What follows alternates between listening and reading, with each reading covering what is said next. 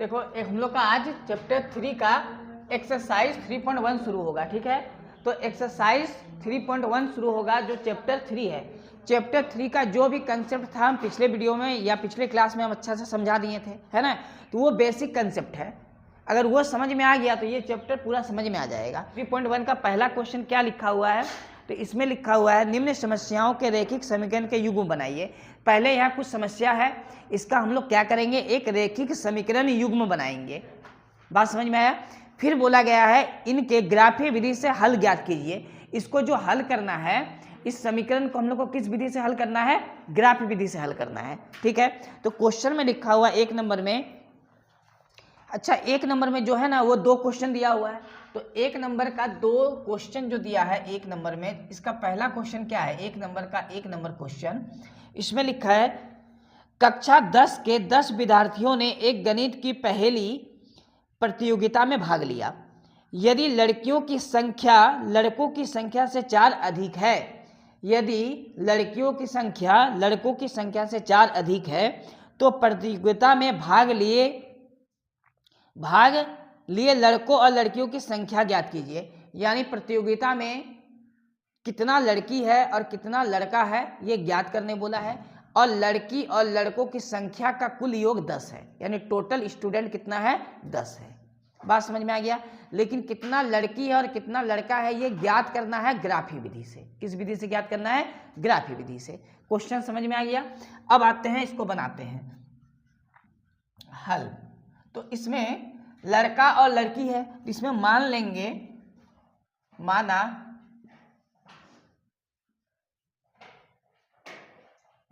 माना लड़कियों की संख्या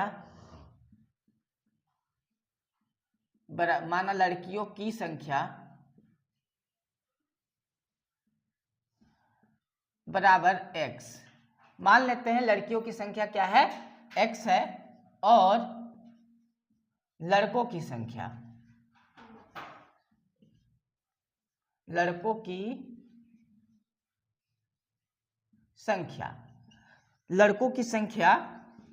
बराबर y। मान लेते हैं कि कक्षा 10 में जो लड़का है वो क्या है, y, मतलब लड़कों की कुल संख्या y है और लड़कियों की कुल संख्या क्या है, x है। अब क्वेश्चन में बोला है कि टोटल जो स्टूडेंट है यानी लड़का और लड़की मिला के कुल स्टूडेंट कितना है, 10 है। तो हम लोग लिखेंगे प्रश्न अनुसार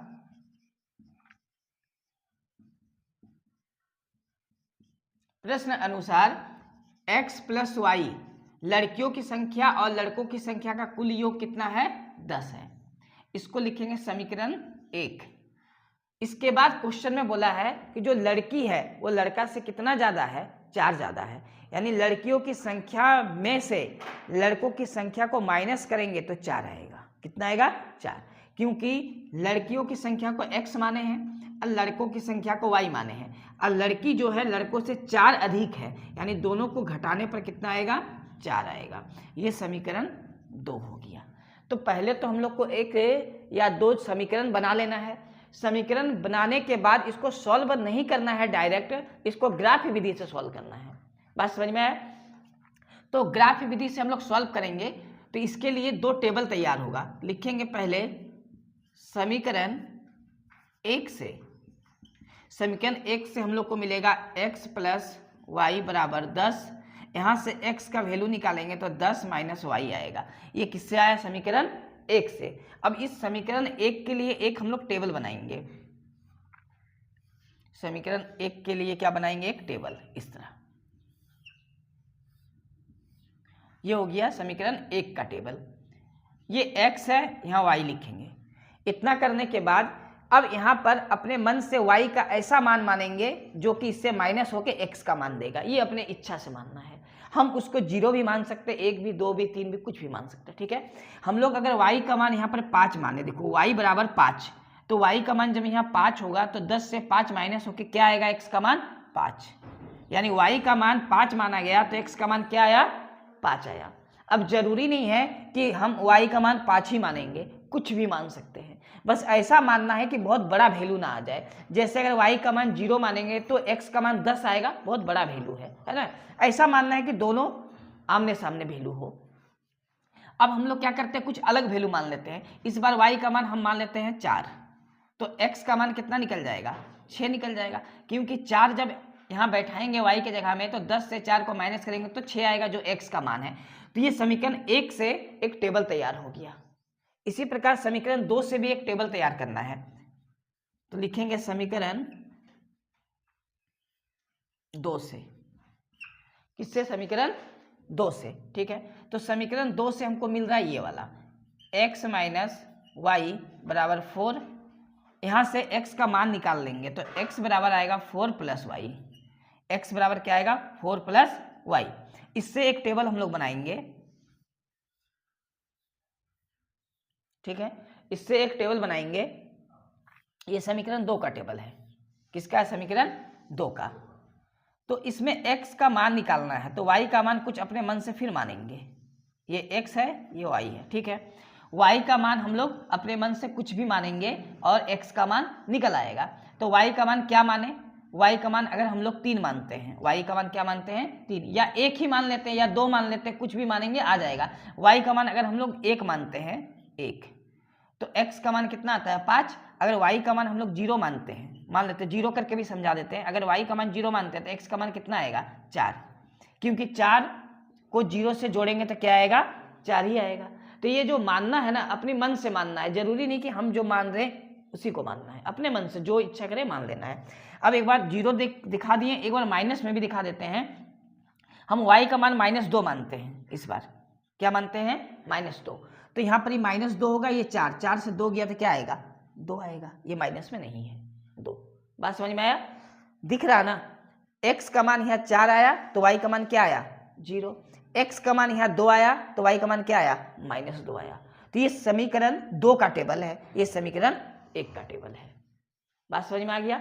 अब ये हम लोग का जो टेबल बनेगा तब ग्राफ विधि से सॉल्व होगा।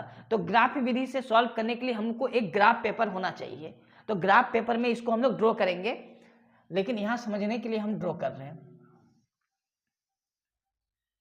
एक लाइन हो गया ये y अक्ष वाला, और एक लाइन ले लिए हम लोग x अक्ष वाला, ये ग्राफ पेपर पे ड्रॉ करना है। ये हो गया x और इधर लिखेंगे x डैश, ये हो गया y और इधर हो जाएगा y डैश, ठीक है। ग्राफ पेपर पे इस तरह हम लोग x अक्ष और y अक्ष लेंगे जो एक दूसरे को पॉइंट O पे या 0 पे इसको इंटरसेक्ट करेगा, ठीक है।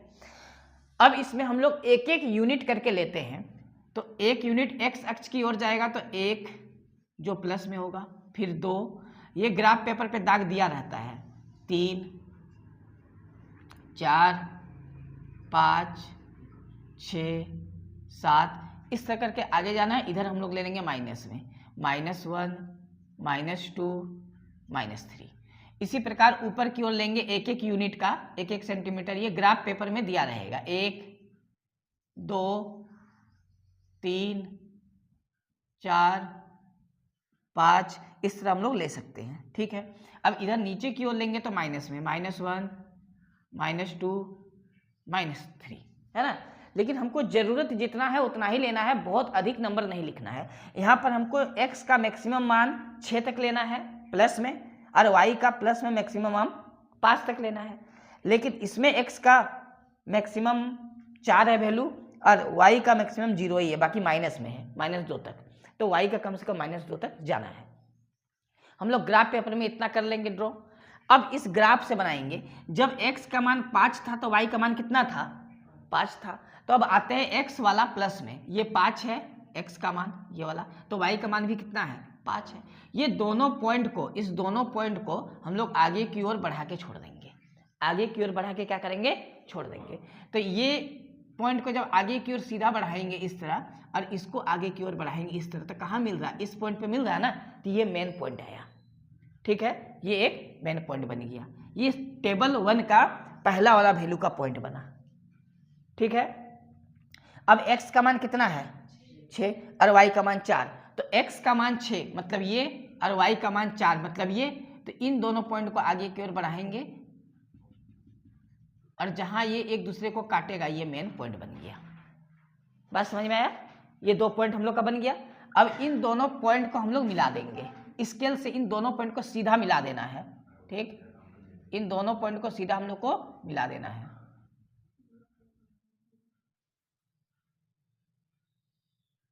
ये दोनों पॉइंट को हम लोग को मिला देना है, ये दोनों पॉइंट, एक लाइन बन गया। बात समझ में आया? अब आते हैं टेबल 2 का।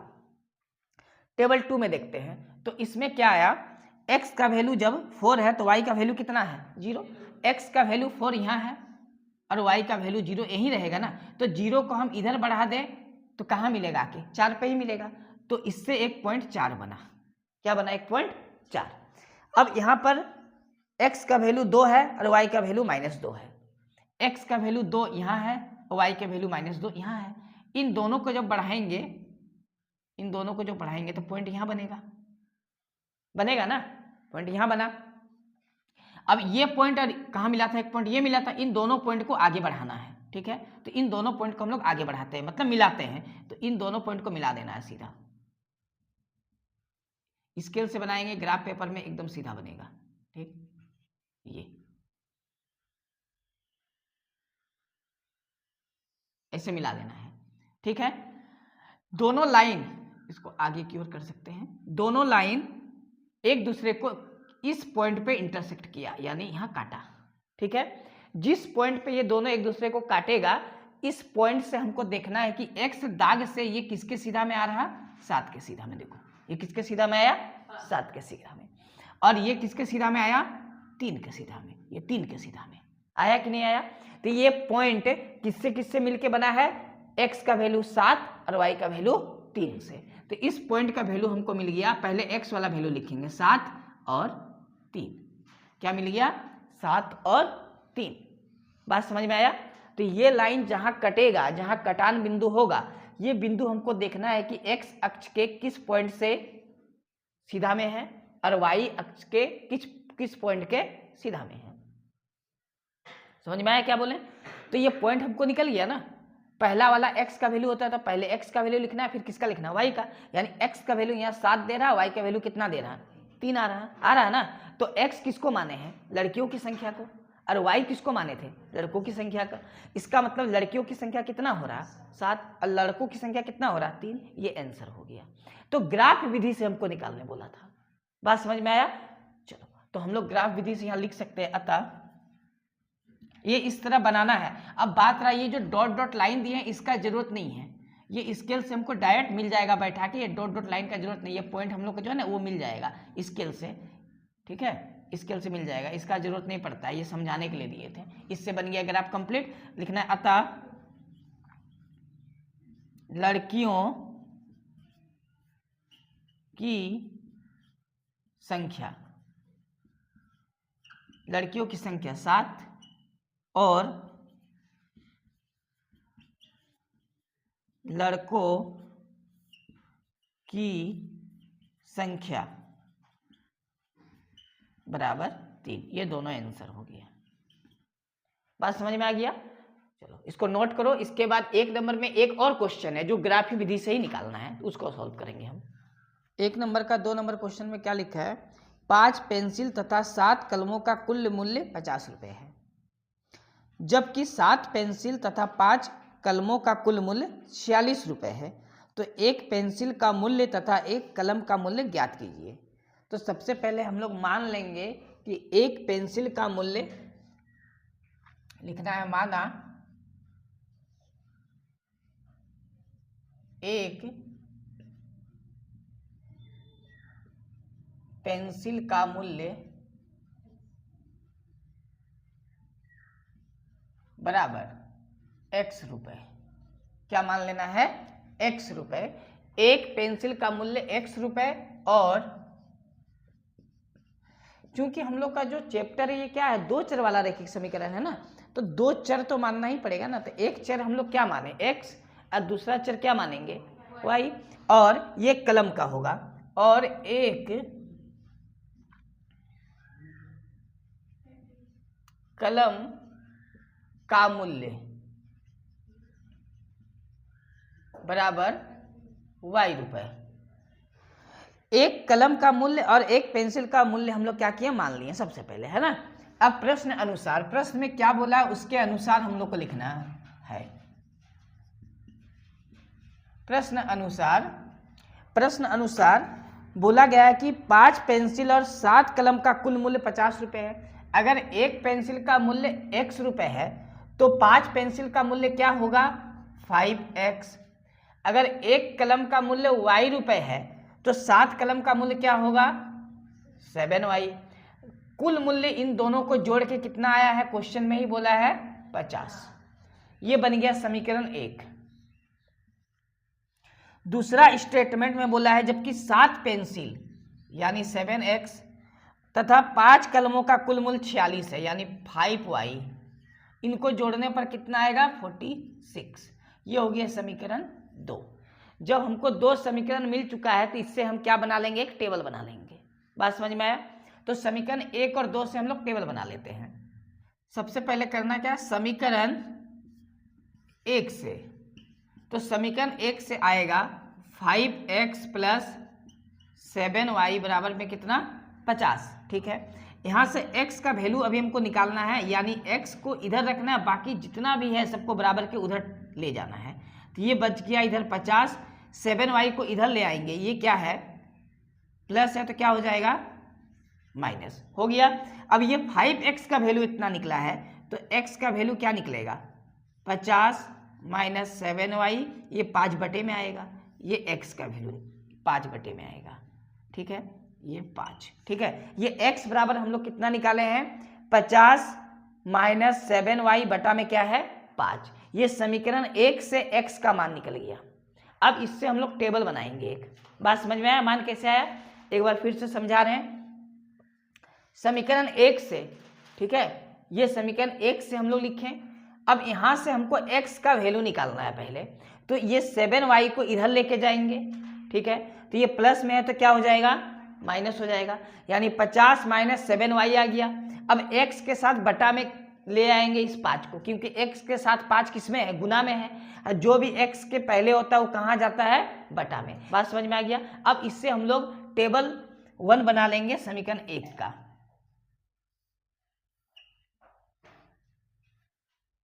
दिख रहा है?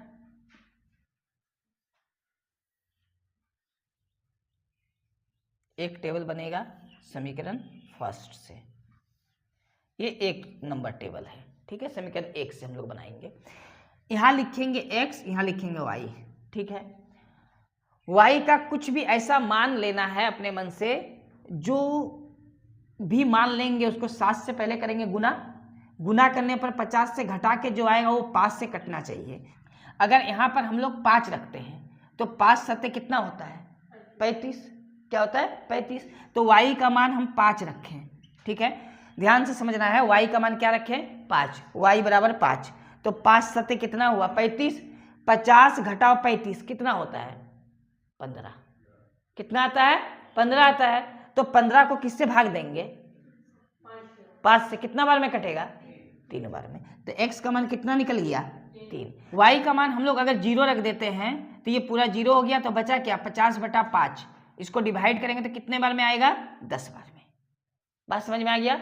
यानी x का मान 3 आया एक बार तो y का मान 5 आया। जब x का मान 10 है तो y का मान कितना है 0 है। ये हम लोग का एक टेबल तैयार हो गया, किससे समीकरण 1 से। इसका ग्राफ बनेगा। अब जाके समीकरण 2 से हम लोग एक टेबल तैयार करेंगे। तो इधर हम सॉल्व कर रहे हैं, लिखना है समीकरण 2 से। देखो समीकरण 2 में क्या दिया हुआ है 7x प्लस 5y बराबर 46। 7x बराबर 46, ये इधर आएगा, प्लस है तो क्या हो जाएगा माइनस।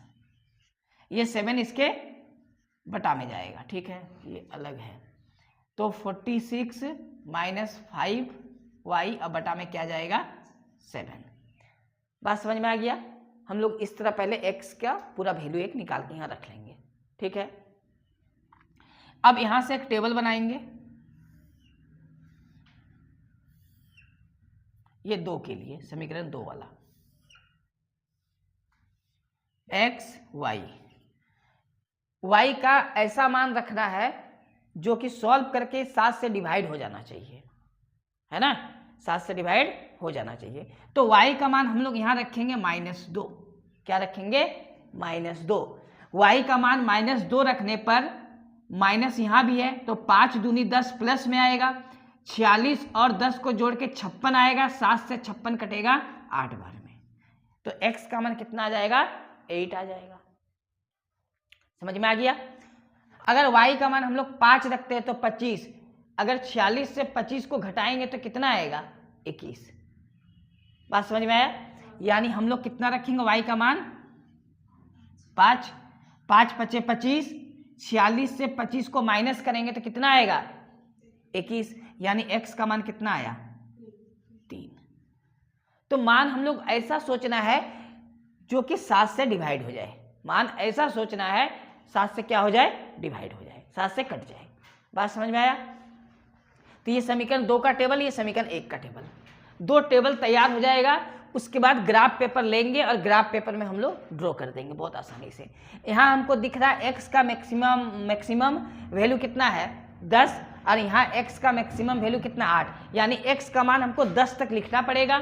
y का जो मैक्सिमम है वो है 5 और मिनिमम है कितना है -2, यानी y का माइनस में 2 तक लिखना होगा, कम से कम लिखना ही पड़ेगा। और x का कहाँ तक जाएगा 10 तक जाएगा। बात समझ में आ गया। और अगर y का प्लस में बात करें तो कहाँ तक जा रहा 5 तक जा रहा। ठीक है, चलो तो हम लोग ग्राफ पेपर में सॉल्व करेंगे।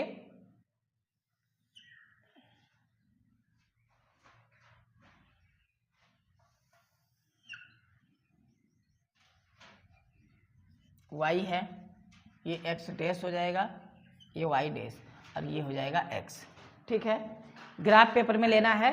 ये हो गया पॉइंट 0, इधर जाएगा 10 तक, तो थोड़ा ले लेते हैं 1 2 3 4 5 6 7 8 9 10, ये माइनस में -1 -2 -3, ये -1 -2, ये आ गया 1 2 3 4 5 6।